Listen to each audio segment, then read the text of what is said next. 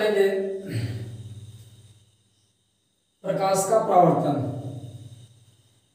प्रकाश का परावर्तन हमारा चैप्टर भी चल रहा है और साथ ही साथ आज हेडिंग भी वही मिल गई, प्रकाश का परावर्तन। तो हम लोग पहले देखेंगे कि आखिर प्रकाश का परावर्तन होता क्या है। प्रकाश का परावर्तन होता क्या है, आइए देखते हैं। आप देख सकते हैं यहाँ लिखा गया है, जब प्रकाश की किरण एक माध्यम से चलकर दूसरे माध्यम के तल से टकराकर पुनः उसी माध्यम में वापस चला जाता है तो उसे प्रकाश का परावर्तन कहते हैं। क्या कहेंगे? प्रकाश का परावर्तन कब? जब कोई प्रकाश किरण एक माध्यम से चलकर मानते हैं ये आपका एक तल हो गया और ये किरण ये आ रही है, इधर से आई और इस तल से टकराई और टकराने के बाद पुनः उसी माध्यम में वापस चली जाए। ये देख सकते हैं आप, एक तल ये किरण ये आई, इससे टकराई और टकराने के बाद पुनः ऐसे वापस चली गई। अब देखिए ये इसी से इधर से ही आई थी और टकराने के बाद इसी माध्यम में चली गई। तो जिस माध्यम से आए और उसी माध्यम में टकराने के बाद पुनः चली जाए, ये देखिए जा रही है, इधर से आ रही है और ये जा रही है। तो यदि कोई प्रकाश किरण एक माध्यम से चलकर आए और दूसरे माध्यम के ये माध्यम का तल इससे टकराने के बाद पुनः इसी माध्यम में वापस चली जाती है तो इस क्रिया को हम लोग प्रकाश का परावर्तन कहते हैं। आप देख सकते हैं यहाँ ये प्रकाश किरण आ रही है और इस तल से टकराएगी और इस तल से टकराने के बाद पुनः इसी माध्यम में क्या हो रही है, वापस जा रही है। तो इस क्रिया को हम लोग पूरा क्या कहेंगे, प्रकाश का परावर्तन। कब? यदि कोई प्रकाश किरण एक माध्यम से चलकर, ये देखिए यहाँ बना देते हैं, ये पहला माध्यम और ये दूसरा माध्यम। तो यदि कोई प्रकाश किरण एक माध्यम से चलकर दूसरे माध्यम के तल से टकराए और टकराने के बाद पुनः उसी माध्यम में वापस चली जाए तो इस क्रिया को प्रकाश का परावर्तन कहेंगे। क्या कहेंगे? प्रकाश का परावर्तन। एक बार और, यदि कोई प्रकाश किरण एक माध्यम से चलकर दूसरे माध्यम के तल से टकराती है, टकराने के बाद पुनः उसी माध्यम में वापस चली जाती है तो इस क्रिया को हम लोग प्रकाश का परावर्तन कहते हैं। क्या कहेंगे? प्रकाश का परावर्तन।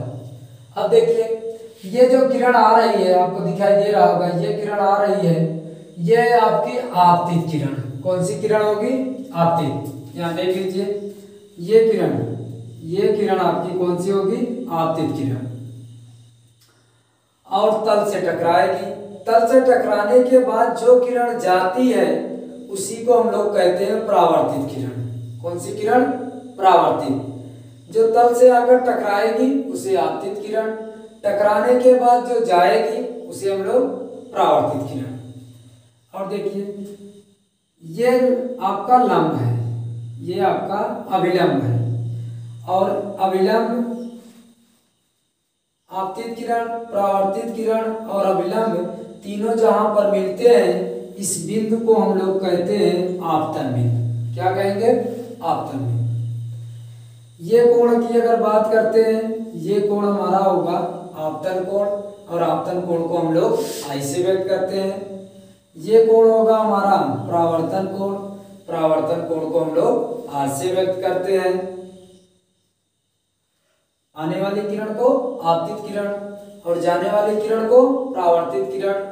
और ये लाइन जो आपको सीधी दिख रही है ये आपका अभिलंब। क्या है? अभिलंब। यह मैंने बनाया है, देख लीजिए, अभिलंब। आपतित किरण, परावर्तित किरण और अभिलंब तीनों जहां पर मिलते हैं उसी को कहते हैं आपतन बिंदु। ये आपका आपतन कोण और ये आपका परावर्तन कोण, ये दो हो गए। अब है प्रकाश के परावर्तन के नियम। प्रकाश के परावर्तन के नियम। तो प्रथम नियम क्या कहता है? प्रकाश के परावर्तन के नियम की अगर बात किया जाए तो इसके दो नियम होते हैं। कितने नियम होते हैं? दो नियम होते हैं। पहला नियम क्या है? पहला नियम यह है कि आपतित किरण,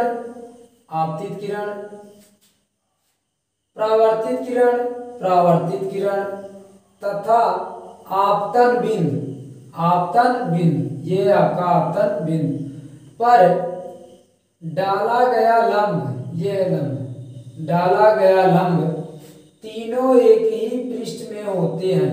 कहाँ होते हैं?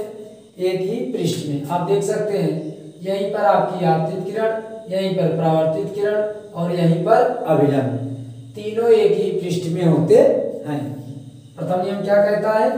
आपतित किरण, परावर्तित किरण तथा आपतन बिंदु पर डाला गया लंब तीनों एक ही तल में या तीनों एक ही पृष्ठ में होते हैं। ये आपतित किरण, परावर्तित किरण और ये आपतन बिंदु है, और यहाँ से देख सकते हैं ये आपका अभिलंब भी, यही तीनों आकर एक ही बिंदु पर मिलते हैं। दूसरा नियम क्या कहता है? दूसरा नियम ये कहता है कि आपतन कोण I, परावर्तन कोण R दोनों आपस में बराबर होते हैं। क्या होते हैं? बराबर होते हैं। कौन कौन से? आपतन कोण I, परावर्तन कोण R दोनों आपस में क्या होते हैं? बराबर होते हैं। मान लीजिए अगर कोई भी प्रकाश किरण ये कोण 45 अंश के कोण से आएगी, टकराएगी, टकराने के बाद या जब वापस जाएगी तो 45 अंश के कोण से ही वापस जाएगी। कितने कोण से वापस जाएगी? 45 अंश के कोण से। क्यों? क्योंकि परावर्तन का नियम ये कहता है, दूसरा नियम, कि आपतन कोण और परावर्तन कोण दोनों आपस में क्या होते हैं? बराबर होते हैं। यहाँ एक क्वेश्चन हमने लिया है, ध्यान से देखिएगा। ये 3 दर्पण है। क्या है? 3 दर्पण है, या मान लीजिए चिकने तल है। हम लोग यहाँ से एक किरण अंदर की ओर प्रवेश करा रहे हैं 45 अंश के कोण पर। यह किरण जाएगी, इस दर्पण से टकराएगी, टकराने के बाद इसका परावर्तन होगा, इस साइड जाएगी। अब यहाँ से देखिए, यहाँ से आई, यहाँ टकराई और यहाँ से यहाँ टकराएगी। इसको बाहर निकलने का रास्ता नहीं है। जब बाहर निकलने का रास्ता नहीं है तो ये इस साइड परावर्तित हो जाएगी, तो यहाँ टकराएगी। टकराने के बाद ये ऐसे बाहर निकलेगी। आपको बताना है या कितने कोण से बाहर निकलेगी। कितने कोण से बाहर निकलेगी बताइए आप लोग, कितने कोण से बाहर निकलेगी? तो ये 45 अंश के कोण से बाहर निकलेगी। यानी ये 45 अंश के कोण से प्रवेश कर रही थी, यहाँ पर इसका परावर्तन होगा। जब यहाँ पर परावर्तन होगा तो ये कोण भी क्या होगा? 45 अंश होगा। फिर यहाँ से किरण यहाँ जाएगी, यहाँ भी क्या होगा? 45 अंश होगा। यहाँ से चलेगी तो यहाँ भी क्या होगा? 45 अंश होगा।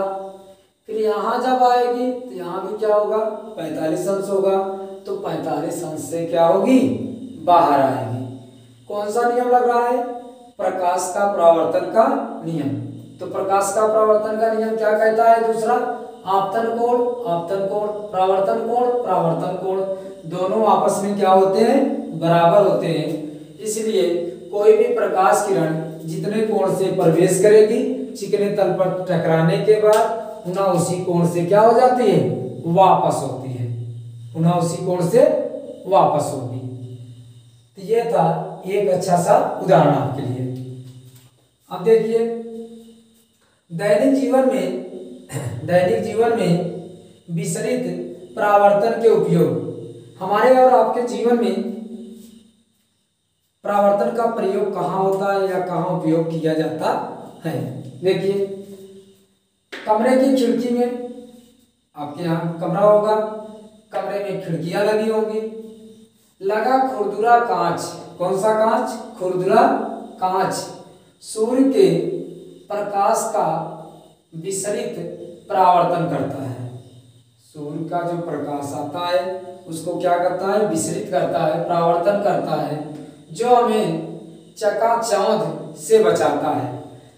अगर यही खुरदुरा कांच जो आपने लगाया है, अगर वो कांच खिड़कियों में न लगाया जाए तो सूर्य का प्रकाश कमरे में आएगा और कमरे को क्या कर देगा, चकाचौंध कर देगा।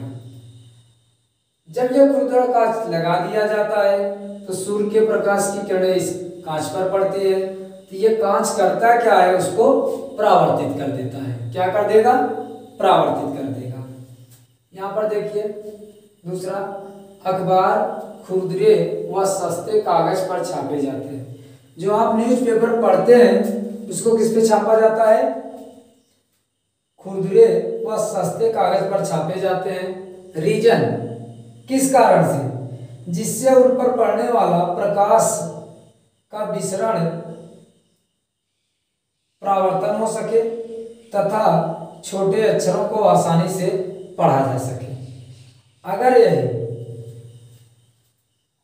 पॉलिशदार पे छाप दिया जाएगा, अच्छे कागज पे छाप दिया जाएगा, तो वहां से आपको पढ़ने में उन अक्षरों को कठिनाई होगी। क्यों, क्योंकि प्रकाश की किरणें जब पड़ेगी तो उनका बड़ा ही तेजी से क्या होगा, परावर्तन होगा और आप वहां पर पढ़ नहीं पाएंगे। इसलिए जो कागज, अखबार का कागज होता है वह खुरदुरा होता है। खुरदुरा होने के साथ साथ सस्ता होता है, तो वहां से प्रकाश पड़ने के बाद आसानी से परावर्तित होता है, जिससे हम लोग छोटे छोटे अक्षरों को आसानी से पढ़ सकते हैं। एक बार देख लीजिए, रिवीजन कराते हैं। प्रकाश का परावर्तन, जब कोई प्रकाश किरण एक माध्यम से चलकर, कहां से, एक माध्यम से चलकर दूसरे माध्यम के तल से टकराकर पुनः उसी माध्यम में वापस चला जाता है, तो उसे प्रकाश का परावर्तन कहते हैं। क्या कहेंगे, प्रकाश का परावर्तन। ये प्रकाश किरण आ रही है, दूसरे तल से टकराई, टकराने के बाद पुनः उसी माध्यम में वापस गई, तो इसे हम लोग कहेंगे प्रकाश का परावर्तन। और ये किरण होगी आपतित किरण, जो आ रही है उसे आपतित किरण, टकराने के बाद जो जा रही है उसे परावर्तित किरण।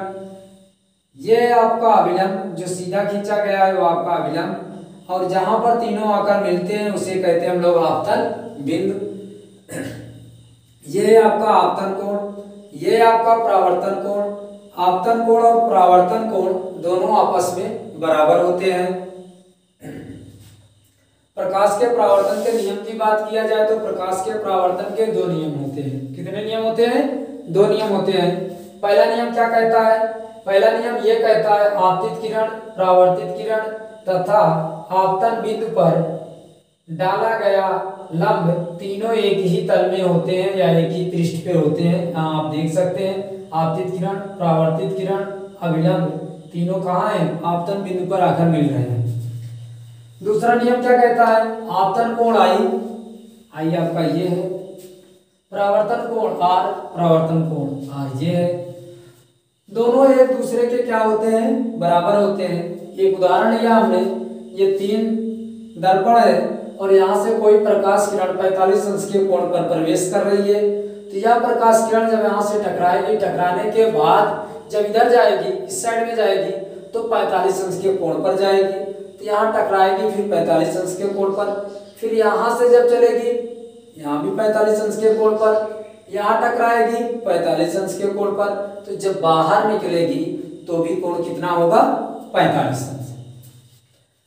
ये देखना चाहते हैं हम लोग दैनिक जीवन में विसरित परावर्तन के उपयोग। तो पहला है, कमरे की खिड़की में लगा हुआ खुरदुरा कांच जो होता है सूर्य के प्रकाश का विसरित परावर्तन करता है, जो हमें चकाचौंध से बचाता है। अगर यही प्रकार खुरदुरा कांच न लगाया जाए तो प्रकाश की किरणें अंदर जाएंगी, जो कि हमको प्रॉब्लम क्रिएट करेगी। अखबार खुरदुरे व सस्ते कागज पर बनाया जाता है ताकि उन पर पड़ने वाला प्रकाश का परावर्तन विसरण हो सके और हमको उन अक्षरों को पढ़ने में कोई प्रॉब्लम ना हो। ये था प्रकाश के परावर्तन का नियम। प्रकाश के परावर्तन के कितने नियम होते हैं, 2 नियम होते हैं। प्रकाश के परावर्तन का कहाँ उपयोग होता है उसको हमने देखा, आप इसको एक बार बढ़िया से वीडियो को फिर से मूव करके बढ़िया से चला के सुन लीजिए। 2 बार इसको अगर आप सुन लेंगे तो आपको लिखने की जरूरत नहीं पड़ेगी। ठीक है, अगला वीडियो हम लोग जल्दी अपलोड करेंगे और जल्दी आपके पास मिल जाएगा।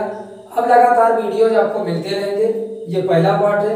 जस्ट इसके साथ ही साथ मैं केमिस्ट्री का भी पहला लेसन आप शुरू करने वाला हूँ। आपको 2 से 3 दिन के बाद वो भी वीडियोज पर डे प्रोवाइड होना शुरू हो जाएंगी। आप लोग हमारे चैनल पर जुड़िए। हमारे चैनल का नाम है राज स्टडी पॉइंट बाय मंजे सर। चैनल पर यूट्यूब पर जाइए, वहाँ सर्च कराइए, आसानी से आपको प्लेलिस्ट भी मिल जाएगी। उसमें सारे के सारे सिलेबस को कवर कराया जा रहा है। और ज़्यादा से ज़्यादा लोग आप देखिए, अपने दोस्तों में शेयर कीजिए, आपके नात रिश्तेदारों में शेयर कीजिए और इसका आप लोग लाभ उठाइए। ठीक है, हम लोग मिलते हैं अगली क्लास में।